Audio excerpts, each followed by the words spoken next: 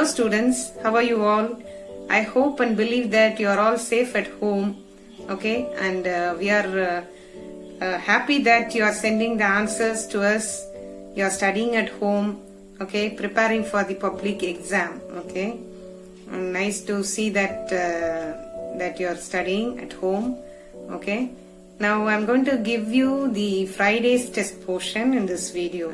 Okay? It's nothing but the history unit 5 1 and 2 details you are going to prepare. Okay, first detail already you have studied once, but still you have to be thorough with that, so I'm giving it again. I'm going to explain that detail in this video, and apart from that you have to prepare economics lesson 1 fully. Okay, now let's move on to the unit 5 first detail. Okay, now the question is, compare and contrast the contributions of revivalist and reformist movements in India in the 19th century. Okay, compare and contrast. What is comparison and what is contrast? Contrast means differences. Compare, no, you have to compare both these movements. Okay, now we have to see what is revivalist movement. Revival means bringing back the glory of the past. Okay, so certain movements in India aimed to bring back the glories of the past in India. Okay, and they wanted to bring back the traditional beliefs and the practices again in the society, emphasizing the spiritual aspects, that is connected to religion. Okay, they wanted to bring back the glories of the past with regard to religion. Now the examples for these movements are the Arya Samaj, Ramakrishna Mission and the Deoband movement. Okay, now these revivalist movements feared that the Indian culture and society will be degraded by the Western culture and the Christian missionary movements here in India. So these movements depended on the traditional beliefs and activities, and they wanted these to be continued in India. Okay, this is the contrast part. Okay, next we move on to the reform movements. So in contrast to that, reform movements aim to make changes in the orthodox beliefs and traditions and practices, and they wanted the scientific approach, the rational outlook.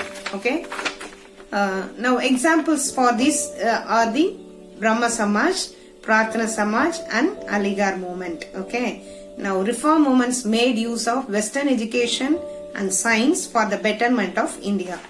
Reform movements depended on reasoning and conscience.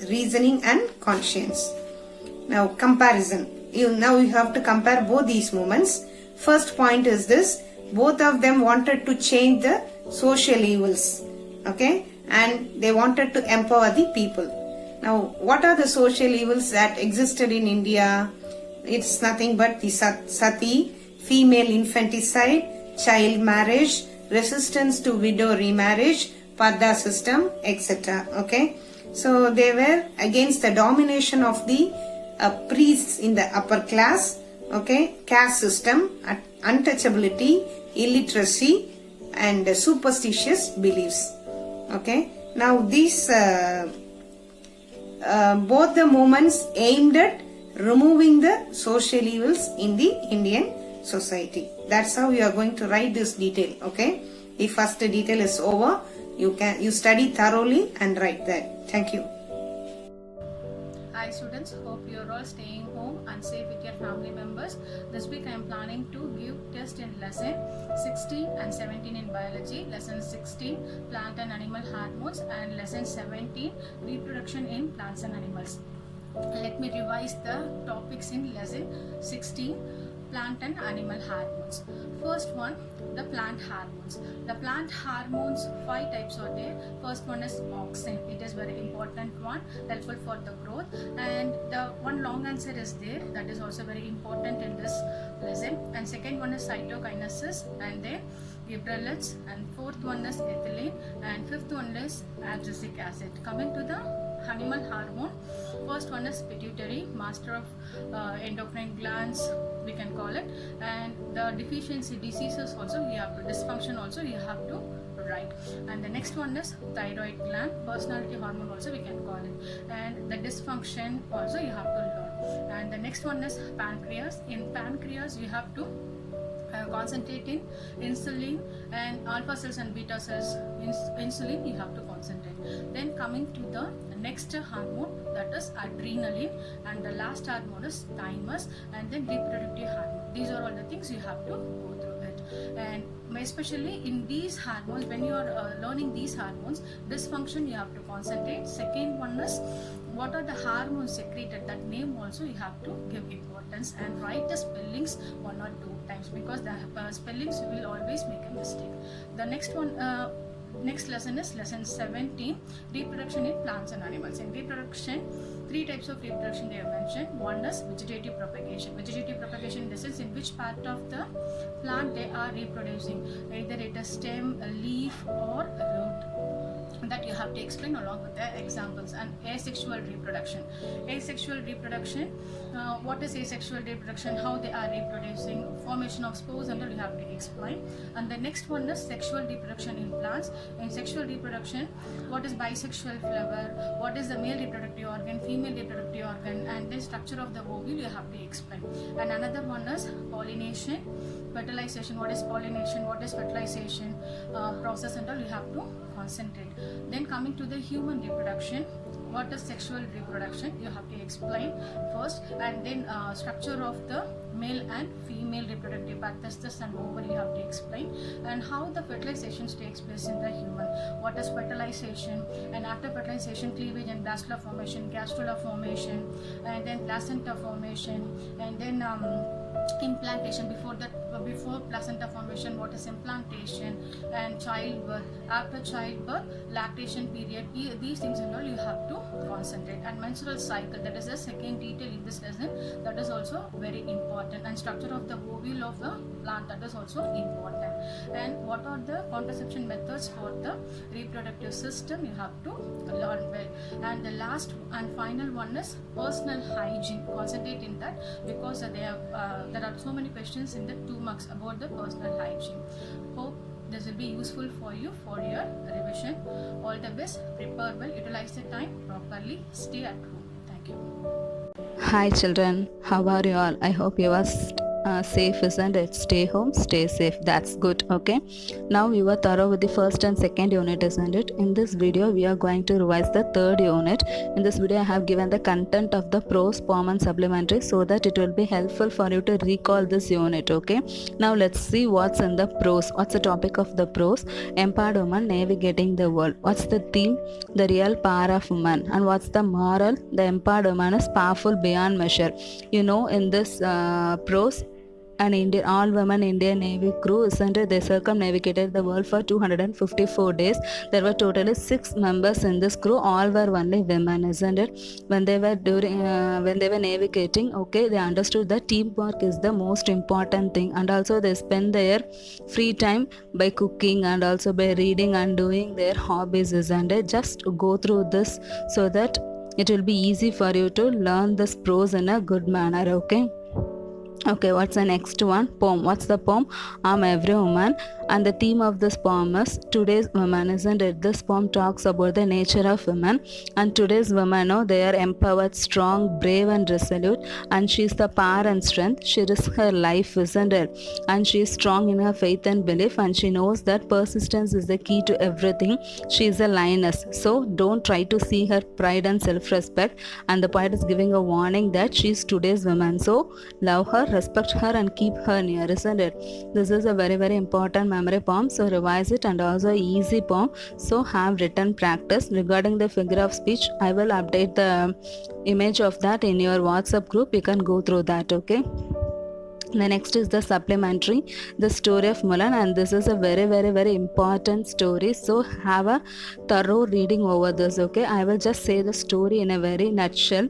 Mulan, she was a teenage girl, and at that time, okay, an announcement came from the emperor that one man from every family has to join the army. So in Mulan's family, Mulan's father was very old and her brother was very little. So there is no other way. So Mulan decided to join the army in the disguise of a man. So she joined the army and she became the general, and she was very powerful. But one time what happened, a very bad fever spread through the army camp and she was also affected. Okay, so when she was checked by the doctor, her identity was revealed, and some soldiers know, they just said they can't work under Mulan. But at that time a surprising war attack came, and that war was won by Mulan and China was saved. Okay, so now everybody was happy, even the emperor was happy, isn't it? He wants Mulan to be his royal advisor, but Mulan wants to return to her village. So the emperor sent allowed Mulan to return to her village with 6 fine horses and 6 swords, which were the gifts from him, isn't it? So on seeing her total village was very happy. This is the summary of the story, isn't it? Now you can remember the story, isn't it? Just once again take your textbook and read it so that it will be easy for you. Okay, the next is grammar tense. Okay, totally there are 3 main tenses: present, past and future, and it is further divided into 4. So totally there are 12 tenses in English. Okay, here first we are going to see simple present tense. When we are going to use simple present tense, we are going to use it when we are making a general statement of truth, that is our any general statement or truth or habitual action. Okay, for representing this we have to use the simple present tense. Then present continuous, it is nothing but when an action is going on at the time of speaking, we have to use the present continuous tense. Okay, present perfect, it is used to indicate an action that has just now completed. Okay, then present perfect continuous tense, this action has started already but still now it is taking place. To represent that we will use present perfect continuous tense. Okay, the next one is simple past tense. You know what is past tense? An action already happened, isn't it? Next, past continuous tense, this action it was taking place for some time in the past. Okay, therefore to represent that action we will be using the past continuous tense. And past perfect tense, here 2 actions have happened. Okay, in the past 2 actions had happened in the past. Okay, for the first action you have to use the past perfect tense. 2 actions already they have completed, but for the first completed action you have to use the past perfect tense. And what is past perfect continuous tense? Where you have to use it? You have to see this tense is used for some time before another past action or before some point of time in the past. So make sure of it. Okay, then simple future tense, this tense is used to represent an action which will take place in future. Then future continuous, this is also used to represent an action in future, but it will be continuing. Okay, for example, next month by this time I will be writing my exam, so this action is going to happen in next month only, but at that time your action of writing the exam will be continuing, isn't it? So that is future continuous tense. Future perfect, an action which is going to get completed but not now, in future, but you are sure that that action will get completed in the future. Okay, to represent this we can use future perfect tense. And then future perfect continuous tense, this action it will last for some time before another future action or before some point of time in the future.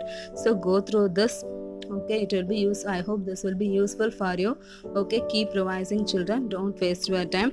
I hope that none of you are wasting your time and you are working hard. Good, keep it up. As I said, prayer brings victory. So before you start your study program, begin and end with the prayer, so you will receive the blessing from God. All the best. Okay, children, thank you all the best. We'll see you in the next video, children. Bye.